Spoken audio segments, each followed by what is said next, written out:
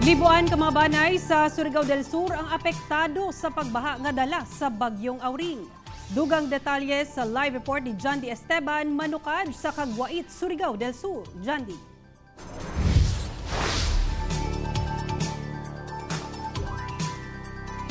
Sada kapin 31,000 ka mga pamilya ang napektuhan tungod sa pagbaha.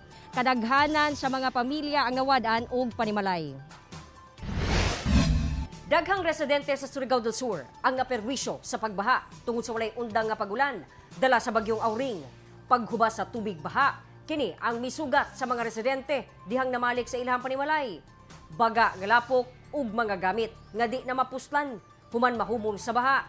Sa marihatag, palisuray ang paglimpyo. Gani mitabang na ang Bureau of Fire Protection sa pagtanggal sa lapok. Ang ubang balay naguba sa kalit nga pagbaha. Lakip kang Nanay Ernesta ug Nanay Marianeta. Gikan diha tungod sa kakusog sa bulog sa Suba kagahapon, naabot na dinhi ang balay ni Nanay Ernesta. Ang pangutana niya karon kung asa siya magsugod, ilabi pa nga wala na sila'y kapuy-an. Kasi kagdaan namin. Naglisod gid kami doon ng panahon kay wala mga trabaho. Lisod ang kalisod kay kainda sakitan ng pundar na wasay kapanungaan. Sa Tago, lubog gihapon sa baha ang pipila ka balay, hasta ang humayan. Samtang sa Tandag City, gitangtang na sa taga DPWH ang mga sanga og dakong troso gamit ang ilang bako sa Suba, Ilaon sa Tulay sa Barangay San Agustin. Nadanyo sab ang bangka sa pipila ka mananagat.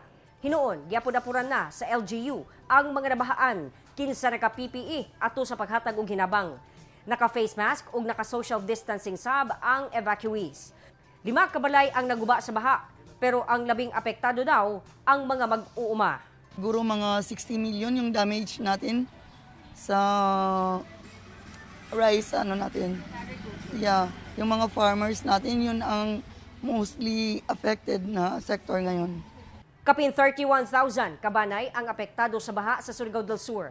21,000 niini ang mihikling samtang 50 kabalay ang nadanyos. Nakaandam na ang pondo sa provincial government alang sa mga apektado. So sa ngayon, presko ang pondo natin, January pa lang, pwede pa.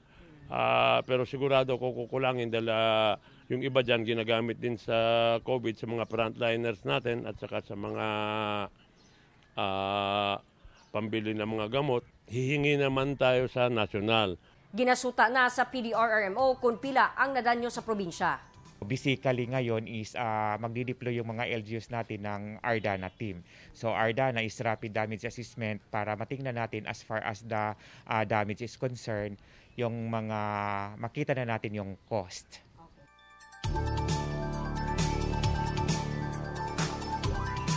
Sa karon Sara wala pay latest update labot sa kining amount of danyos. Gumikan nagpadayon pa ang damage assessment sa otoridad. Samtang sa mga evacuation centers, doon na paghihapoy nagtener nga mga apektadong pamilya sa mga evacuation centers. Ilabi na itong mga nagub-an og balay. Sara. Jan, moving forward, Nino, sagad sa mga napektuhan, kini mga nasa kilid sa sapa. Ug sa makita nato, ganina sa Tago, makita no, nga wag gihapon mihubas ang tubig baha ditong dapita. Unsay plano sa probinsya kalabot sa relocation, if ever, pabalikon pa baning mga residente ditong dapita or doon na nay plano nga sa isa ka luwas nga lugar na lang yun sila ipambutang? Actually, Sara, wala pa'y plano regarding aning relocation nga mahatag ang provincial government. Kay lagi, kining mga residente nga naapektuhan, plano gihapon nila nga mobalik sa maong area ug wala man pud sila gibawalan sa provincial government. Sara.